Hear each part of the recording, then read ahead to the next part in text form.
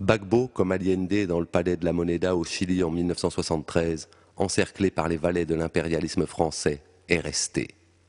Là où tout le monde se serait enfui, Gbagbo est resté, avec sa femme, ses enfants et sa mère, parce qu'il est le seul président reconnu par la Constitution ivoirienne, parce qu'il n'a pas un appartement qui l'attend à Londres, à New York ou à Paris.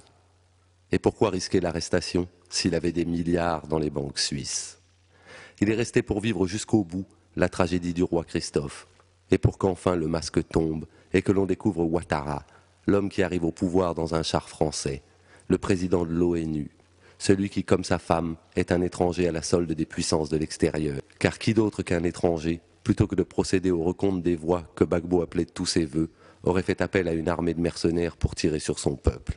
Je revois Gbagbo assis sur son lit, désabusé, livré par la France aux zouaves noirs qui, derrière lui, sont en train d'humilier Simone, sa femme. Et son regard dit la dernière phrase de Gabriel Péry, devant le peloton d'exécution de l'occupant allemand. « Imbécile, je meurs pour vous ». La France, aidée de collabos africains, nous maintient dans un appauvrissement permanent, en faisant jouer les institutions internationales en sa faveur, pour justifier les coups d'État militaires et les assassinats politiques qui ont pour fonction de réduire au silence les véritables leaders d'une indépendance réelle. Elle a forcé l'organisation d'élections dans un pays divisé par une rébellion armée qu'elle manipulait en sous-main, pour bourrer les urnes et nous imposer son négrier Ouattara, le grand ami de Compaoré, l'assassin de Sankara.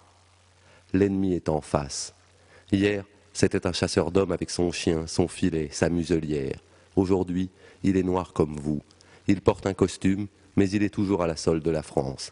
Et croyez-moi, les enjeux financiers en valent la chandelle. Ces enjeux, Mamadou Koulibaly, président de l'Assemblée nationale ivoirienne, les a expliqués dans un livre, La guerre de la France contre la Côte d'Ivoire, que les nègres, comme d'habitude, ne liront pas, parce qu'ils préfèrent se référer à la presse française, qui selon eux est plus crédible puisqu'elle est blanche. Cette presse française, très habile à mal poser les problèmes pour mieux légitimer les ignobles réponses qu'elle y apporte. Or, que peut-on attendre d'un journaliste lorsqu'il travaille pour Bouygues ou Bolloré ? Elle ne raconte pas, la presse française, les intérêts de France Télécom qui a bénéficié d'une convention de privatisation dont elle n'a jamais respecté les clauses, ni des conventions obtenues de gré à gré par Bouygues sur l'eau et l'électricité à l'époque où le chef des rebelles, Ouattara, était Premier ministre, ni de l'autoroute du Nord que la France obligeait Gbagbo à confier au même groupe Bouygues. Elle est belle l'Afrique, avec ses héros morts que l'on célèbre et qui ne sont plus que des noms de rues, des places publiques et des boulevards à putes en banlieue parisienne. Il n'est plus utile de gloser sur les résultats réels des élections ivoiriennes. Il est clair aujourd'hui que la France, comme jadis au Biafra, est le véritable instigateur de la rébellion en Côte d'Ivoire puisqu'elle s'est battue à sa place dans la bataille d'Abidjan. Pauvres nègres, réduits à nos folklores et nos querelles de poux autour de nos indépendances nominales que les négriers français, avec la complicité de nos États, redéfinissent au gré des circonstances. Nos réactions ne surprennent personne, bien au contraire. À l'heure où le monde arabe, dans un immense élan fraternel, se révolte contre les dictatures que lui a imposées la CIA depuis 30 ans, les nègres que nous sommes courbent l'échine et acceptent le diktat français. Cette même France qui a déporté Bamba, Samori, liquidé El Hadji Omar, la France de la traite négrière, du travail forcé, de la colonisation, celle qui nous vole 69% de nos devises en échange de la monnaie de singe qu'est le CFA, ouvrez la parenthèse, colonie française d'Afrique, fermez la parenthèse, et qui plus récemment a assisté l'autorité Hutu lorsqu'elle exécutait 800 000 Tutsis.